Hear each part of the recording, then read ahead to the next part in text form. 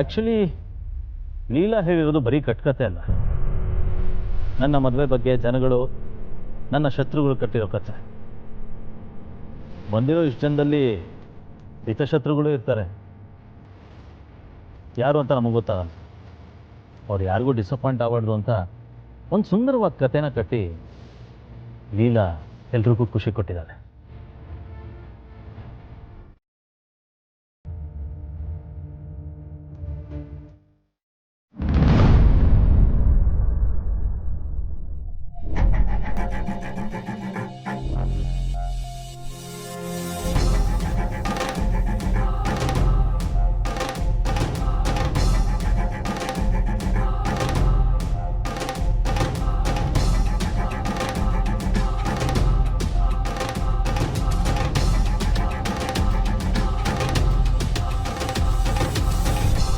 Serial ಅಂದರೆ ತುಂಬ ಇಷ್ಟಪಡೋ ನನ್ನ ಹೆಂಡತಿ ಜನರು ಮನಸ್ಸಲ್ಲಿ ಏನು ಓಡ್ತಾ ಇದೆ ಅನ್ನೋದನ್ನು ನೋಟ್ ಮಾಡಿ ಸಸ್ಪೆನ್ಸು, ಥ್ರಿಲ್ಲರು, ಫೈಟು ಎಲ್ಲ ಸೇರಿಸಿ ಒಂದು ಬ್ಯೂಟಿಫುಲ್ ಎಪಿಸೋಡ್ನ ನಿಮ್ಮ ಮುಂದೆ ಪ್ರೆಸೆಂಟ್ ಮಾಡಿದ್ದಾಳೆ. ಹಾಗೆ ನಮ್ಮ ಬೆನ್ನ ಹಿಂದೆ ಮಾತಾಡೋರು ಕಾಲು ಎಳೆದಿದ್ದಾಳೆ. I think she deserves a round of applause.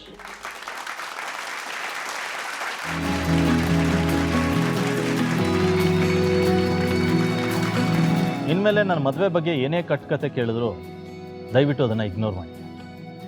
ನೀವು ನೆನ್ಪಿಟ್ಕೋಬೇಕಾಗಿರೋದು ಒಂದೇ ವಿಷಯ, ನಾವಿಬ್ಬರು ಮನಸಾರ ಒಪ್ಪಿ ಮದುವೆ and we are made for each other.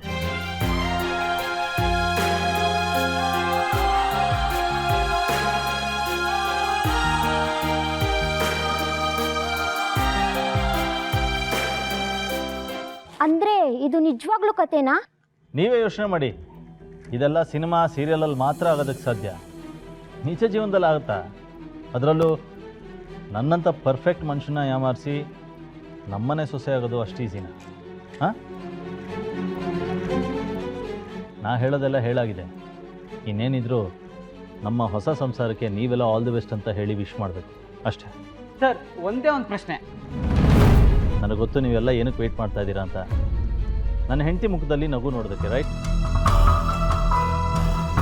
Leela, smile. Madam smile, madam smile. Smile.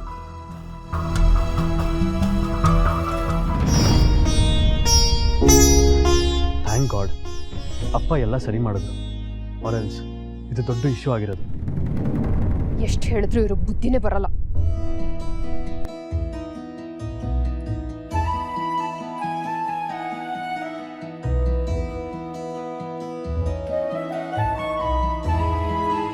Thank you all. ನೀವಿವತ್ತು ನನ್ನ ರಿಸೆಪ್ಷನ್ಗೆ ಬಂದಿದ್ದು ಭಾಳ ಖುಷಿ ಆಯಿತು.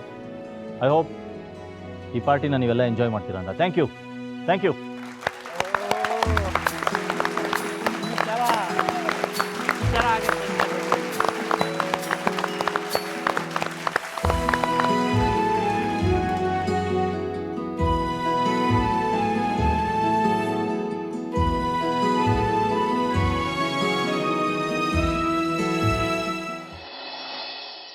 ಅಜ್ಜಿ, ಏನು ಹೇಳಬೇಡ, ಮೊದಲು ಕಣ್ಣೋರ್ಸ್ಕೊ.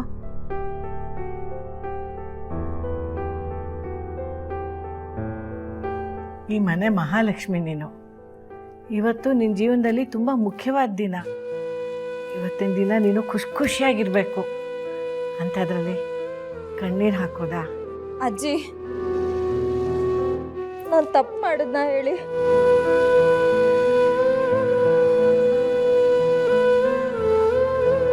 ಇಲ್ಲಮ್ಮ, ನೀನು ಮಾಡಿದ್ದು ತಪ್ಪಲ್ಲ, ರಾಮ್ ಮಾಡಿದ್ದು ತಪ್ಪಲ್ಲ. ಇನ್ನೂ ಗಿಲ್ಟ್ ಆಗ್ತಿದೆ ಅಜ್ಜಿ. ನಾನು ಪದೇ ಪದೇ ತಪ್ಪು ಮಾಡ್ತಿದ್ದೀನಿ ಅಂತ ಅನಿಸ್ತಿದೆ. ಹಾಗೆಲ್ಲ ಏನಿಲ್ಲಮ್ಮ, ನೀನು ಈ ಮನೆ ಸೊಸೆ ಆಗಬೇಕು ಅಂತಿತ್ತು, ಅದಕ್ಕೆ ಆ ದೇವರು ನಿನ್ನ ಕೈಲಿ ಹೀಗೆಲ್ಲ ಮಾಡಿಸ್ತಾ ಇದ್ದಾನೆ. ನೀನು ನನ್ನ ಮಗನಿಂದ ಎಷ್ಟೇ ದೂರ ಹೋಗಬೇಕು ಅಂದ್ಕೊಂಡಿದ್ರು ಆ ವಿಧಿನೇ ಮತ್ತೆ ಮತ್ತೆ ನಿಮ್ಮಿಬ್ಬರನ್ನು ಹತ್ರ ತರಿಸ್ತಾ ಇದೆ. ಕಂದ, ನೀ ರಾಮ್ ಕೈ ಹಿಡಿಬೇಕು ಅನ್ನೋದು ಆ ದೈವೇಚ್ಛೆ. ಹೆಂಡತಿ ಮಾನ ಕಾಪಾಡೋದು ಗಂಡ ಆದವನ ಕರ್ತವ್ಯ. ಅವನಿಗೆ ನಿನ್ನ ಮೇಲೆ ಎಷ್ಟೇ ಕೋಪ ಇದ್ರೂ ಮೀಡಿಯಾದವ್ರ ಮುಂದೆ ನಿನ್ನನ್ನು ಬಿಟ್ಕೊಡ್ಲಿಲ್ಲ. ನನಗಿಷ್ಟು ಸಾಕು, ನಿಮ್ಮ ಜೀವನ ಸರಿ ಹೋಗುತ್ತೆ.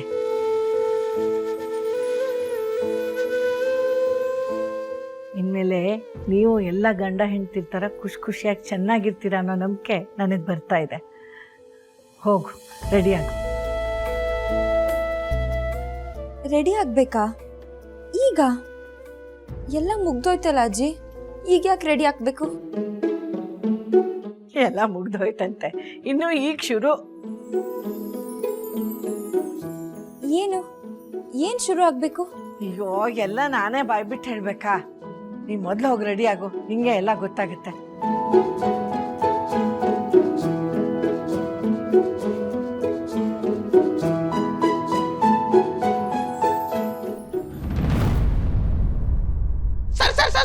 ಸ್ಟಾಪ್. ಸರ್, ನೀವು ಇವಾಗ ರೂಮ್ ಒಳಗೆ ಹೋಗುವಾಗಿಲ್ಲ ಸರ್. ಏಕೆ? ಅದು ಇವತ್ತು ನೀವು ಇಷ್ಟು ಬೇಗ ರೂಮ್ ಒಳಗೆ ಹೋಗಾಗಿಲ್ಲ. ಒಂದು 10 ನಿಮಿಷ ವೇಟ್ ಮಾಡಿ, ಸ್ವರ್ಗದ ಬಾಗಿಲು ತೆರೆಯುತ್ತೆ ಮೇಡಮ್. What nonsense? ನಾನ್ಸೆನ್ಸ್ ಅಲ್ಲ ಸರ್. ಒಲಿಂಪಿಕ್ ಶುರುವಾಗುವ ಮುಂಚೆ ಗ್ರೌಂಡ್ನ ಚೆನ್ನಾಗಿ ಡೆಕೋರೇಟ್ ಮಾಡಬೇಕು ಅನ್ನೋದು ಕಾಮನ್ ಸೆನ್ಸ್. ತಲೆ ಕೆಟ್ಟಿದ್ಯಾ ನಿಮಗೆ? Sir, out. ಪಾಪ, ಅವನನ್ನು ಯಾಕೋ ಬೈತೀಯ? ಅವನಿಗೆ ನಾನೇ ಹೇಳಿದ್ದು ನಿನ್ನ ರೂಮ್ ಒಳಗಡೆ ಬಿಡಬೇಡ ಅಂತ. ಅದೇ ಯಾಕಮ್ಮ? ಇವತ್ತು ನಿನ್ನ ಜೀವನದಲ್ಲಿ ತುಂಬ ವಿಶೇಷವಾದ ದಿನ. ನಿನ್ನ ಬದುಕಲ್ಲಿ ಹೊಸ ಬೆಳಕು ಮೂಡೋ ದಿನ.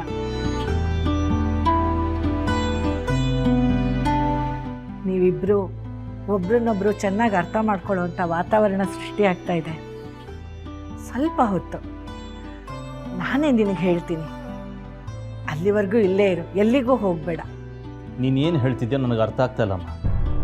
ಒಳಗೆ ಹೋದ್ರೆ ನಿನಗೆ ಎಲ್ಲ ಅರ್ಥ ಆಗುತ್ತೆ. ಇನ್ನೊಂದು ಅರ್ಧ ಗಂಟೆ ವೆಯ್ಟ್ ಮಾಡು. ಸಾರಿಮ್ಮ, ನನ್ನ ಹತ್ರ 10 ನಿಮಿಷನೂ ಟೈಮ್ ಇಲ್ಲ, ನನಗೆ ಕೆಲಸ ಇದೆ, ನಾ ಹೊರಡ್ತೀನಿ. ರಾಮ್, ನಿಂತ್ಕೋ. ಕೆಲಸ ಮಾಡೋಕ್ಕೆ ಹೊತ್ತು ಗೊತ್ತು ಇಲ್ವಾ ನಿಂಗೆ? ಅಮ್ಮ, ನಾನು ಹೇಳ್ತಾ ಇದ್ದೀನಿ, ನಾನು ಹೇಳೋವರೆಗೂ ನೀ ಇಲ್ಲಿಂದ ಕದಲಬಾರ್ದು. ಕದಲಿದ್ರೆ ನಾನು ನಾಣೆ. ಈ ಮನೇಲಿ ಇವನ್ ಕಣ್ಬಿಟ್ರೆ ಎಲ್ಲರೂ ಹೆದರ್ಕೋತಾರೆ ಅಂತ ಕಣ್ಣಲ್ಲೇ ಹೆದರ್ಸ್ತಾ ಇರ್ತಾನೆ. ಇವನ್ ಕಿವಿ ಹಿಂಡಿ ಹೆದರ್ಸೋ ಒಂದು ಪುಟ್ ಕೈಗಳು ಬಂದ್ಬಿಟ್ರೆ ಎಲ್ಲ ಸರಿ ಹೋಗುತ್ತೆ. ಯಾಕೆ ಹಿಂಗೆ ಆಡ್ತಾ ಇದ್ರಮ್ಮ? ಏನು ನಡೀತಾ ಇದೆ ಅಲ್ಲಿ? Arrangement sir, arrangement. ಅರೇಂಜ್ಮೆಂಟಾ? ಏನು ಅರೇಂಜ್ಮೆಂಟು? ಸರ್, ಅದು ರಾತ್ರಿ ಆಯ್ತು ಮಲಗೋಣ, ಎಂದು ನಮ್ಮ ಶೋಭಾನ, ಅಯ್ಯಯ್ಯಯ್ಯೋ ಅಮ್ಮಮ್ಮಮ್ಮ. Stop this nonsense. Get up. ಅರ್ಥ ಆಯ್ತು ಸರ್, ಅರ್ಥ ಆಯ್ತು.